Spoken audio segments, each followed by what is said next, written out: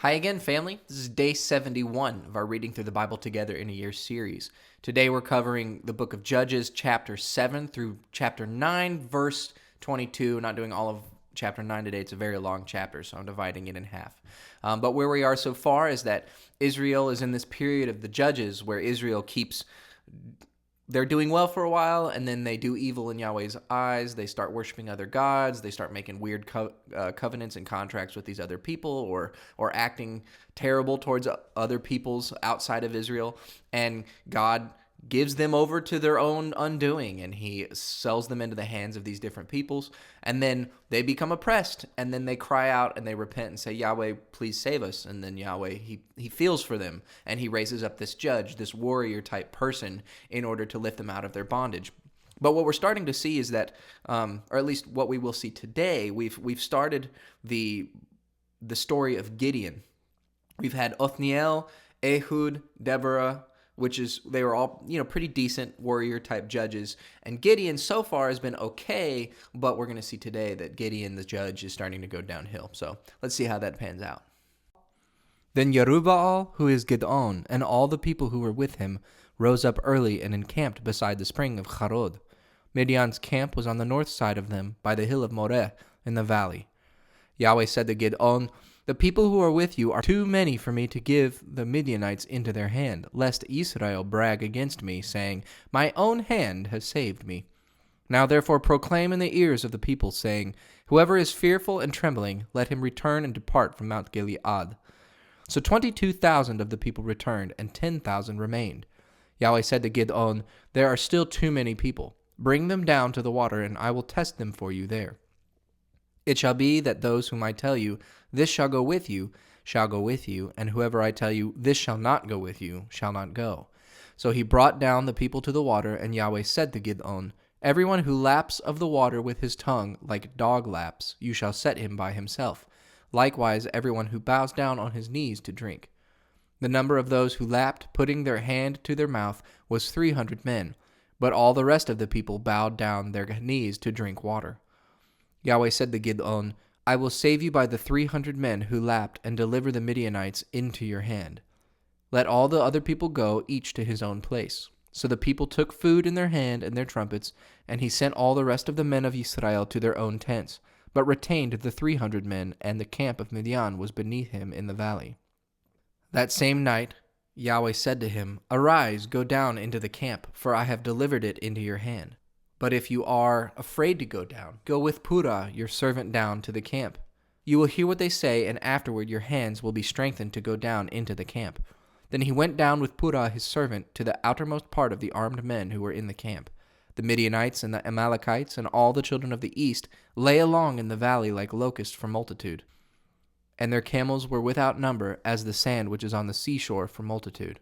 When Gideon had come, behold, there was a man telling a dream to his fellow. He said, behold, I dreamed a dream, and behold, a cake of barley bread tumbled into the camp of Midian, came to the tent, and struck it so that it fell, and turned it upside down, so that the tent lay flat. His fellow answered, this is nothing other than the sword of Gideon the son of Joash, a man of Israel. God has delivered Midian into his hand with all the army. It was so, when Gideon heard the telling of the dream and its interpretation, that he worshipped. Then he returned into the camp of Israel and said, arise, for Yahweh has delivered the army of Midian into your hand. He divided the 300 men into 3 companies, and he put into the hands of all of them trumpets and empty pitchers with torches inside the pitchers. He said to them, watch me and do likewise. Behold, when I come to the outermost part of the camp, it shall be that as I do, so you shall do. When I blow the trumpet, I and all who are with me, then blow the trumpet also on every side of all the camp, and shout, for Yahweh and for Gideon. So Gideon and the 100 men who were with him came to the outermost part of the camp in the beginning of the middle watch, when they had but newly set the watch. Then they blew the trumpets and broke in pieces the pitchers that were in their hands. The 3 companies blew the trumpets, broke the pitchers, and held the torches in their left hands, and the trumpets in their right hands with which to blow. And they shouted, the sword of Yahweh and of Gideon. They each stood in his place around the camp, and all the army ran, and they shouted and put them to flight. They blew the 300 trumpets, and Yahweh set every man's sword against his fellow, and against all the army, and the army fled as far as Beth Shittah toward Zerarah, as far as the border of Avel Mahalah by Tabat. The men of Israel were gathered together out of Naphtali, out of Asher, and out of all Manasseh, and pursued Midian. Gideon sent messengers throughout all the hill country of Ephraim, saying, Come down against Midian, and take the waters before them as far as Beth-barah, even to Yarden. So all the men of Ephraim were gathered together, and took the waters as far as Beth-barah, even the Yarden. They took the 2 princes of Midian, Orev and Zeev. They killed Orev at Orev's rock, and Zeev they killed at Zeev's winepress, as they pursued Midian. Then they brought the heads of Orev and Zeev to Gideon beyond the Yarden. The men of Ephraim said to him, Why have you treated us this way, that you didn't call us when you went to fight with Midian? They rebuked him sharply. He said to them, What have I now done in comparison with you? Isn't the gleaning of the grapes of Ephraim better than the vintage of Abietzer? God has delivered into your hands the princes of Midian, Orev, and Zeev. What was I able to do in comparison with you? Then their anger was abated toward him when he had said that. Gideon came to the Yarden and passed over, he and the 300 men who were with him, faint yet pursuing. He said to the men of Sukkot, Please give loaves of bread to the people who follow me, for they are faint, and I am pursuing after Zevah and Zalmunna, the kings of Midian. The princes of Sukkot said, Are the hands of Zevah and Zalmunna now in your hand, that we should give bread to your army? Gideon said, Therefore when Yahweh has delivered Zevah and Zalmunna into my hand, then I will tear your flesh with the thorns of wilderness and with briars. He went up there to Penuel and spoke to them in the same way. And the men of Penuel answered him as the men of Sukkot had answered. He spoke also to the men of Penuel, saying, When I come again in peace, I will break down this tower. Now Zevah and Zalmunna were in Karkor, and their armies with them, about 15,000 men, all who were left of the army of the children of the east. For there fell 120,000 men who drew sword. Gideon went up by the way of those who lived in tents on the east of Novah and Yogvahah, and struck the army, for the army felt secure. Zevah and Zalmunna fled, and he pursued them.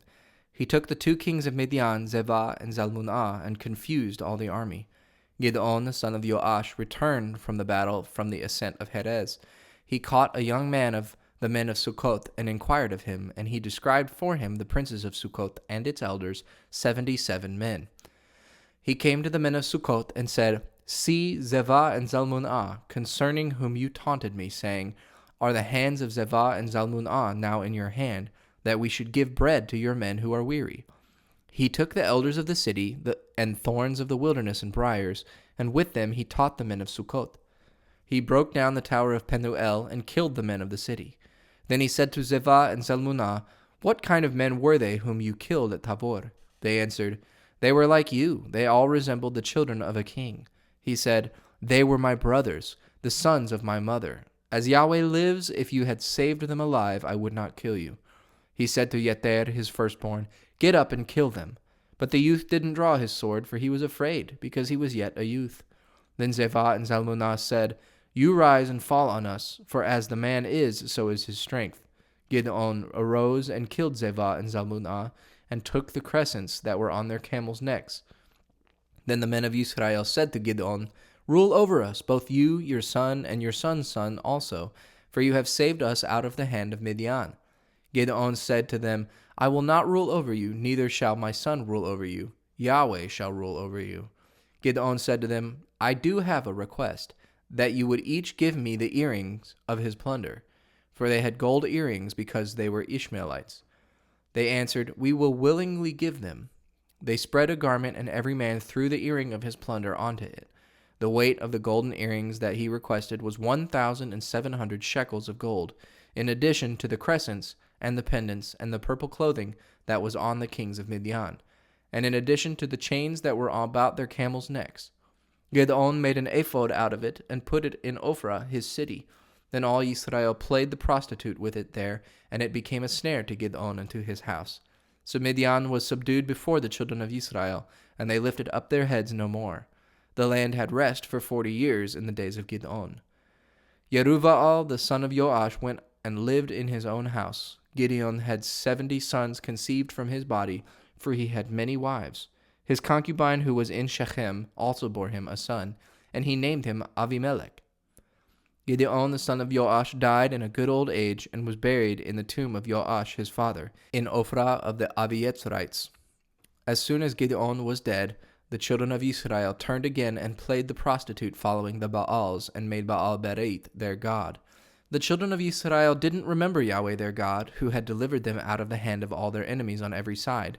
Neither did they show kindness to the house of Yerubbaal, that is, Gideon, according to all the goodness which he had shown to Israel. Avimelech the son of Yerubbaal went to Shechem to his mother's brothers, and spoke with them and with all the family of the house of his mother's father, saying, Please speak in the ears of all the men of Shechem. Is it better for you that all the sons of Yerubbaal, who are 70 persons, rule over you, or that one rule over you? Remember also that I am your bone and your flesh. His mother's brothers spoke of him in the ears of all the men of Shechem all these words. Their hearts inclined to follow Abimelech, for they said, He is our brother. They gave him 70 pieces of silver out of the house of Baal-berith, with which Abimelech hired vain and reckless fellows who followed him. He went to his father's house at Ophrah, and killed his brothers the sons of Yerubbaal, being 70 persons on one stone. But Yatam, the youngest son of Yerubbaal, was left, for he hid himself. All the men of Shechem assembled themselves together with all the house of Millo, and went and made Abimelech king by the oak of the pillar that was in Shechem. When they told it to Yotam, he went and stood on the top of Mount Gerizzim, and lifted up his voice, cried out, and said to them, Listen to me, you men of Shechem, that God may listen to you. The trees set out to anoint a king over themselves.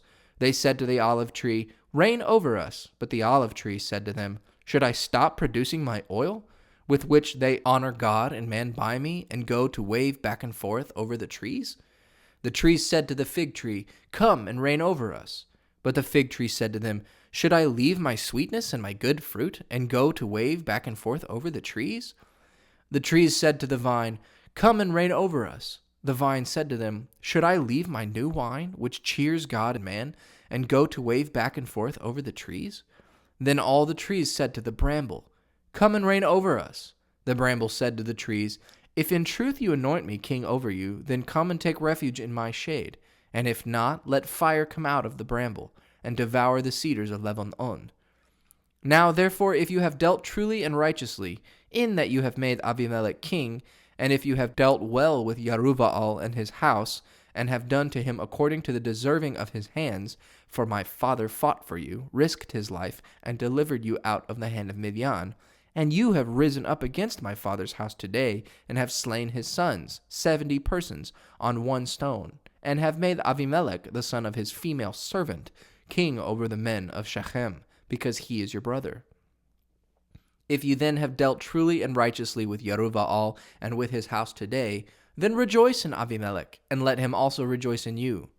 But if not, let fire come out from Abimelech, and devour the men of Shechem and the house of Millo, and let fire come out from the men of Shechem and from the house of Millo, and devour Abimelech. Yotam ran away and fled, and went to Beer, and lived there, for fear of Abimelech his brother. So this is the cool story of Gideon that we always tell, where Gideon shows up with 32,000 dudes, and they're going to go to war, and God's like, that's way too many, because if you win, you're going to think it's your own doing, you're going to brag for your own self, so get rid of some of them, and Gideon gets rid of 22,000, and so there's 10,000 left over, and God's like, that's still way too many, I need even less than that, and then he has them do the water drinking exercise and separate the men by that, and there's only 300 left over, and God's like, that's enough. And then the way that God has these 300 men become victorious over their enemies isn't even by fighting. I mean, it's literally by surrounding them, scaring them, smashing jars, blowing the trumpets really loud, and then God confuses the enemy, and they start turning on each other and kill each other and then flee. And it's just like this fantastical story that's quite wonderful. But then Gideon, he starts to get worse after that, right? He did this great thing of faith, went there with only 300. Like, that's a huge moment. That's a lot of trust in God. But he starts to go downhill because he starts pursuing all of these kings and these rulers of these other nations. He's pursuing them down and basically murdering them out of straight up vengeance, and his own attitude is bad. And then to the point where after he's said and done all of these things, he has Israel give him a bunch of gold, and he erects this idol and this statue. And like, even though he has an allegiance to Yahweh, it's like corrupt because he thinks that this statue is okay in place of Yahweh. But then he dies, and Israel starts bowing down to this statue and worshiping this thing that he's created. And so he just becomes a problem. He has been a problem for Israel at the end of his life. But then we get into this weird story about he has 71 sons and 70, or I guess maybe 72 sons, which is relevant. And the 70 sons get murdered by the one son from his concubine, and then his last son that didn't die puts this curse on Abimelech and the men of Shechem, and says, if everything that you've done according to the sons of Gideon, if the fact that you murdered all 70 of them is righteous, if that was the good thing for you to do, I hope things go well for you. But if it was wrong, which of course obviously it is wrong, if it was wrong, I hope Abimelech, you and the men of Shechem, I hope you kill each other, right? I hope you consume each other like fire. And that's exactly what we see happen or at least that's what we're going to see happen. And so that's where we're at as far as today. And there's just some crazy stuff going on, but Israel is just like taking a turn for the worse over and over again. They're turning away. They're not even recognizing who Yahweh is anymore. And so this is very story-oriented part. So I don't know if I've given you anything specific to think about today, but I hope that you at least enjoy the story and maybe ponder why this story is in our Bibles for us to be reading today. So I hope you have a wonderful day.